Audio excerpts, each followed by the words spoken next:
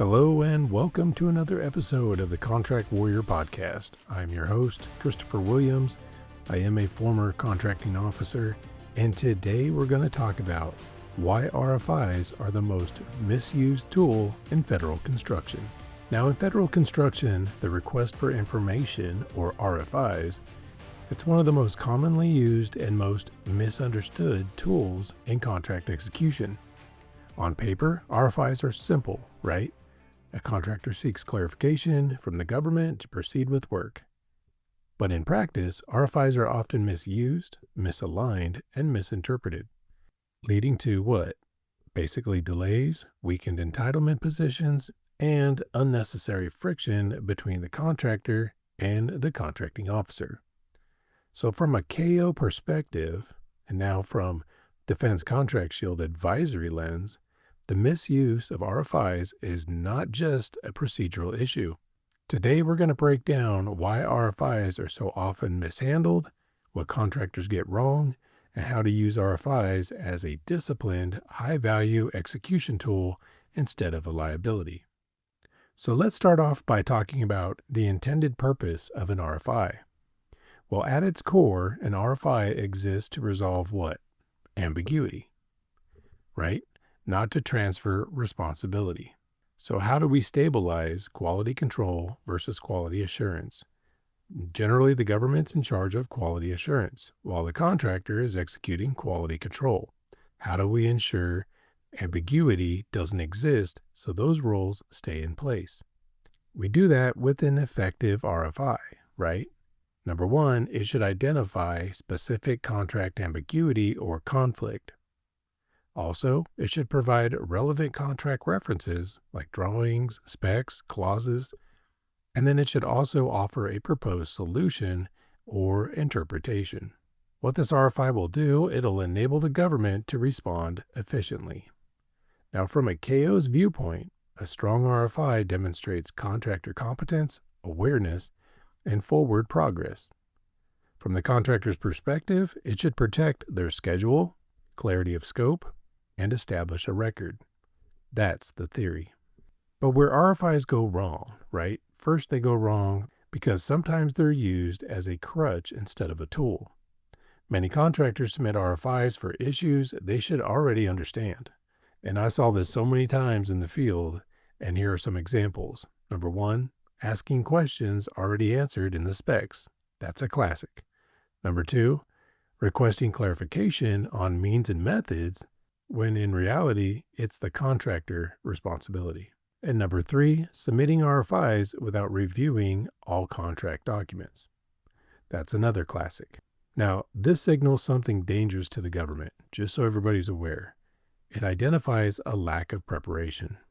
So the KO or the core, right, they review these RFIs quickly, and it begins to question the contractor's capability. Just does.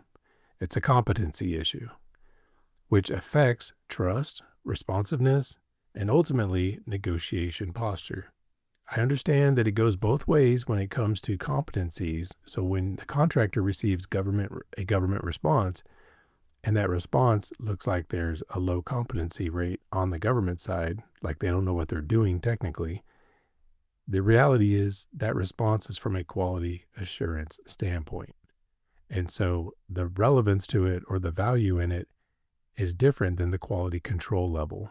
So in preparation of your RFI, you have to ensure that it's all-inclusive, complete, and usable, right? So that the government can move forward and provide quality assurance. If your RFI is wide open and you're asking for the government to provide quality control, that's the wrong angle or the wrong perspective. Now also, sometimes RFIs are submitted without a proposed solution. This is one of the biggest mistakes. I've seen this so many times. A weak RFI often says something like, please clarify how to proceed, basically asking the government to give you the solution. Whereas a strong RFI might say, based on specification section 093000 and drawing aid TAC 201, it appears that detail 3 conflicts with the finished schedule. We propose proceeding with detail 3 as governing unless otherwise directed. Right there, that statement, that's an example, right? And that statement has an anchor to something in the contract, and it's identifying more specifics of the contract and the drawings, because the contract is what?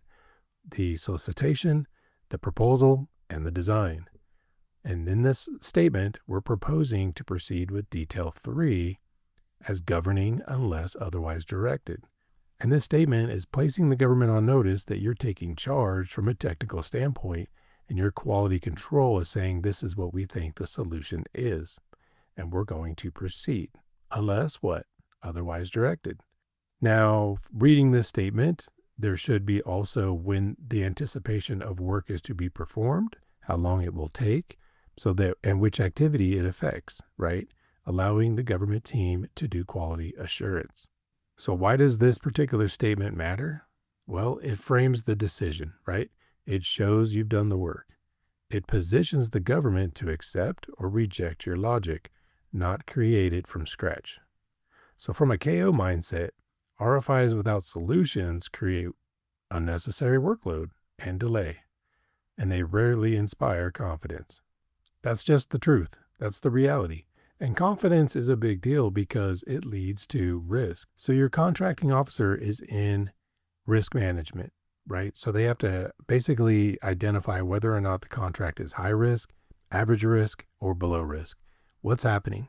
And the contracting officer wants average risk, not below, not above, but average. Below would be like the contractor, absolutely is too friendly. Above average would be a contractor who is doing nothing but pivoting to the government for an answer. So the KO is mainly looking for average risk, a contractor who's capable of executing as a prudent contractor, executing quality control measures, right? Now let's go ahead and talk about something that a lot of contractors and a lot of KOs don't discuss, right? But how some contractors will use RFIs to build claims in a poorly way. Now, some contractors might treat RFIs as a hidden claim building tool. I've seen this very rarely, but when it happens, all these RFIs get dropped on the government last minute in a formation of an REA or before an REA to try to slow down the project. So 9 times out of 10, it's easy to start the project. Sometimes it's weaker to execute the middle of it, and then normally everything drops off at the end and it becomes painstaking to get the execution finished. Well, when the contractor floods the government with RFIs, it looks like that they're hoping for documentation confusion or creating a paper trail or support for future REAs or claims. That's what it looks like. Now here's the problem. Most RFIs are not structured to support entitlement. Here are some common issues. No clear identification of contract conflict, no linkage to scope, schedule, or cost impact, and no defined request for direction. And so your RFI doesn't look like it supports what's really happening. Instead, it might be asking for the government to give you an answer. So it doesn't really work, right? Now, when this happens, the RFI becomes noise, not evidence. So then, from a KO standpoint, that means it's poorly written and it weakens your position later. And with that disorganization, it just makes everything worse when you try to identify a substantial REA or a claim. And so it's unfortunate when this happens because there might be true merit to the REA, and what happens is it's just not put together very well. And with that said, the contracting officer can't just approve an REA or tell you what to write better and resubmit it, right? You have to have everything and all your ducks in a row, and it needs to be comprehensive. It needs to be all-inclusive. It needs to be basically legitimate, proof of everything. And then the KO can address it and read it and answer the mail and give you a response.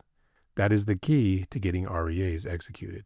But if you build it poorly, your RFIs will be very weak, and then your REA will be super weak. And guess what? Your claim will be even more weak because now you have lawyers reviewing it, and they can't make heads or tails of what you're trying to ask either. So it's very important, it's paramount, that you use an RFI to get your point across very clearly. You link scope, schedule, and costs, and you define a request for direction at a minimum, right? Now let's also talk about how RFIs can drift into seeking direction instead of clarification. There is a very fine line between asking for clarification, which is often appropriate, or asking the government to direct your work, which is absolutely problematic. When RFIs say things like, how should we install this? Or what method should we use? You are obviously shifting responsibility to the government, and that's dangerous. And for those of you who think, well, Chris, this is elementary, it makes sense. I wouldn't put this out here if I didn't think it was very common. And the people who are saying it's elementary are probably not the ones who are writing the RFIs, or they're probably contractors who absolutely understand and communicate with their KO without any friction. So you might be ahead of the game, but the vast majority, I don't think they understand the strength and extent of your RFI and why it's so meaningful, right? Now, why is this dangerous? Asking for direction versus clarification. Well, if the government does respond, right, because sometimes they will, maybe a junior officer or maybe a construction manager, maybe even the customer might respond, and they end up blurring the boundaries, right? The boundaries of responsibility, which will undermine your own control of means and methods. And this is very dangerous, but you initiated it with an RFI, right? It's not like the government walked on site and told you to do something.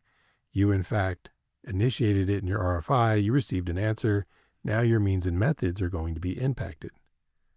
Or it'll create confusion about who owns the outcome. If your RFI is asking for direction and not clarification, contractors know when they're asking for direction. They do. If they don't, that's the owner's problem, right? That's the prime contractor's problem. This is a big deal.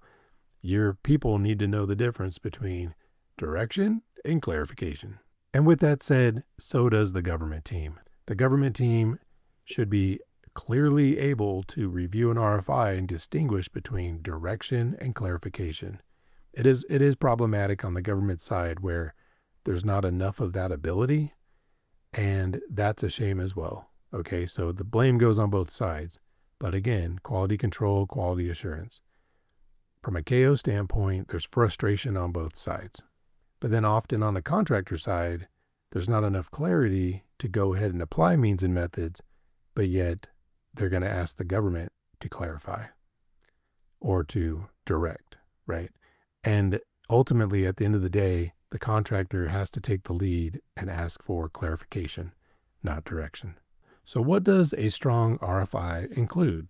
Let's just talk about that real quick. We talked about it a little bit, but just to expand on it, there's a clear issue that's identified. Was it the conflict or ambiguity?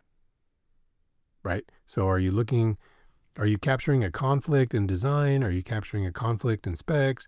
And then the ambiguity. Are you trying to ask for clarity on that? Also, contractual anchor. Specific references like drawings, specs, and clauses, right? That should be in there. Some kind of authority, right? What's the authority, the concern? Impact awareness. How does it affect a schedule activity or sequencing or the cost implications? Maybe you have to reorder something. Maybe something's being delivered that needs to be paused because that technical requirement might change. And you're going to have to demonstrate mitigation in terms of how you got in front of it and you didn't ask for an RFI once the delivery was already provided. So it falls back on you if you don't get ahead of it, right? Proposed resolution. What do you recommend as a path forward? Professional tone. Objective, not argumentative. That is a decent RFI. So this type of RFI, it will transform from a question into a decision-ready document. So now you should be able to execute an RFI as an absolutely amazing communication tool with federal construction. Again, I'm your host, Christopher Williams. This is the Contract Warrior Podcast. If you're looking for training to better communicate with your contracting officer, you can head on over to thinklikeyourko.com. With that said, I hope you're having a great day, and we'll see you on the next episode.